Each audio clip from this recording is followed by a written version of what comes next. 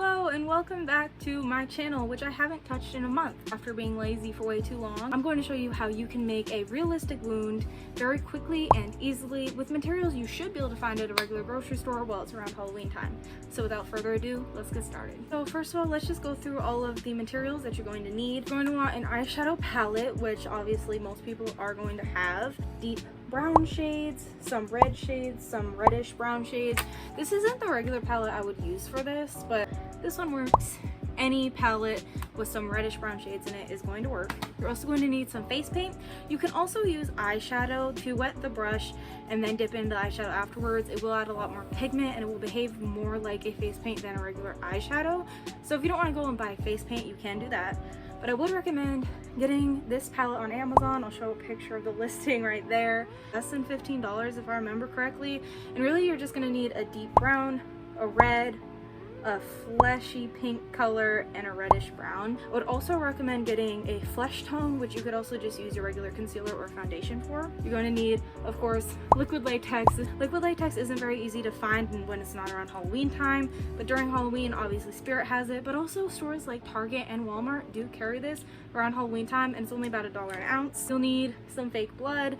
I use Graftobian blood, although this one's from Spirit. It's a little bit cheaper than the one I typically would go for, but both of them work just fine. You can find fake blood in regular stores. Personally, I would go through the Scab blood. That blood is just a lot thicker and a lot easier to control, so I would definitely recommend using that over a traditional, more liquidy fake blood.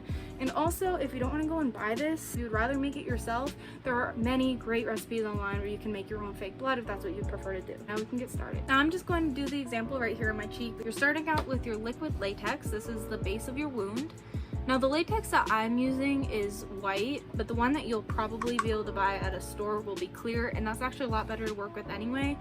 But I lost my clear latex. I don't know where it went, so I'm using this white one. You're gonna want to basically just put it on your skin in a nice, even, thin layer. The thinner it is, the faster it'll dry. If it's really thin, it should dry in a minute or two. But if you get a nice thick layer on there, it could take up to 15-20 minutes to dry, which is annoying. Make it a little bit bigger than the actual wound size that you're going for, so that you have room to peel it up without accidentally taking it off of your skin. If you buy clear latex, it will go on white and then dry clear, so it'll be very easy to tell when it's dried. But once it's tacky, not sticky, not liquidy, that means it's dry. It will be a little bit tacky even when it's fully dry though. So what you're gonna do is find something that is a little bit sharp but not sharp enough to cut you, the edge of a blunt scissor. I use a nail file. Toothpick is really good, and you're just going to come right in the middle here where you want that wound to be and kind of peel it up until you create a little hole. If you do it thin enough, you should be able to peel out the edges and the shape that you want that cut to be just using your fingers. If you do a thicker layer though, you will have to cut through it with scissors.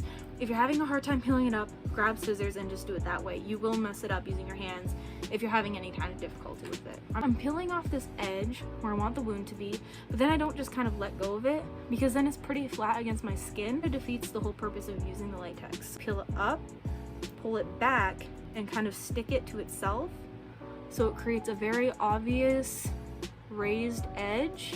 So just make sure you leave enough room on the edges so it's still stuck good to your face. So next I'm going to take my face paint right here, and then in this palette I'm going to be going for this color, which is a fleshy pink tone. I'm just going to use this on the inside of the wound and just kind of blot it in there. It doesn't have to be fancy, just get some color inside of there. Now once you have this fleshy pink color, you're going to go in with the dark brown and get this on a more angled flat brush that has a kind of sharp point on the end. Just trace the outline of the inside of this wound, and what I'm actually doing is pressing under the latex as if like this was a piece of skin.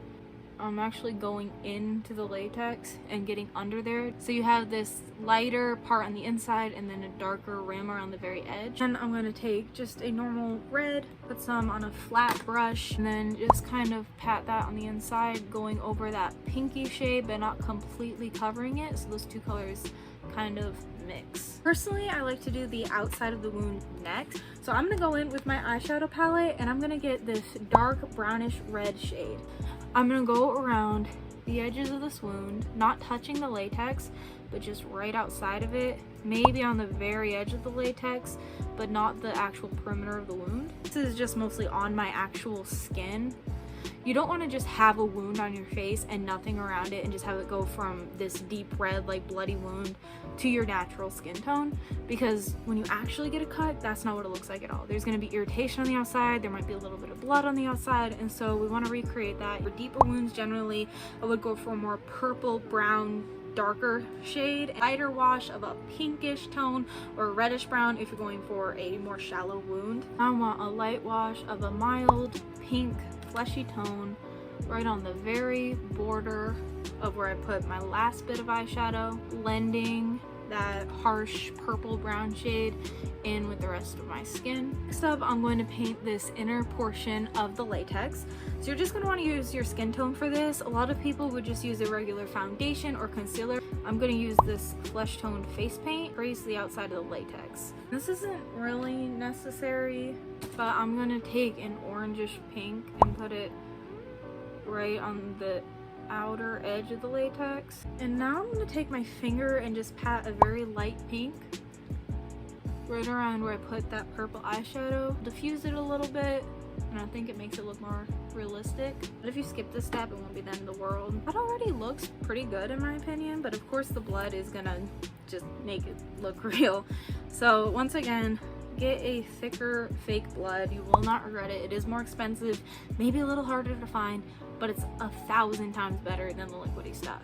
And I'm just gonna kind of smash it in there. I don't think there's much art to putting blood on a wound. I wouldn't think too much about it. Just try to cover the whole thing in blood. And then once all of this is full of blood, I'm gonna take the brush and make this splotching motion. It's gonna move the blood around, make it appear a little bit thicker in different areas. I might have to add some more as I do this because it will start to pool up in different sections. That will add a ton of texture to it, and trust me, it will look 1,000 times better if you simply just pat it like that. The very last step, I'm just gonna take the blood that's left over on the brush, you don't have to get any extra, and just very lightly tap the outside so there's a little bit of blood outside the wound. In real life, blood is not going to stay perfectly inside the exact cut, splatter a little on the outside. You're going to touch it, you're going to mess with it, and it's going to kind of do this. You can add some drips if you would like to do that. Personally, I'm not a huge fan of putting drips in it, but as you can see, just adding a little bit of splotching on the edge really makes it look a lot better. And then you're done. You have successfully created a special effects wound for whatever Halloween look, costume, zombie thing that you're doing. I hope that this tutorial was helpful. I hope that it helps you out on Halloween to do whatever costume you want to do. It is pretty simple, although it kind of sounds like a lot of steps at first. Basically all you're doing is putting on the liquid latex, coloring in the inside, putting some eyeshadow around the outside, and adding the blood. And I explained it with a lot of detail because I want it to be helpful for beginners, but it really only takes me a couple of minutes, and trust me, once you do it 2 or 3 times, you will get the hang of it and it will kind of become second nature. I truly believe a wound is something that everyone can do if they just know what steps to do. So if you watch this video, I think you can do it and you shouldn't be afraid to try this. So anyway, that is all I have for this video. Please follow me on Instagram and TikTok, where I post a lot of my smaller makeup looks that I don't really bring to YouTube. And let me know if this was helpful for you in the comments, and let me know if you want other tutorials before Halloween starts, because we still have a solid month for me to let you know how to do other basic things. I hope you enjoyed, and I'll see you next time. Bye!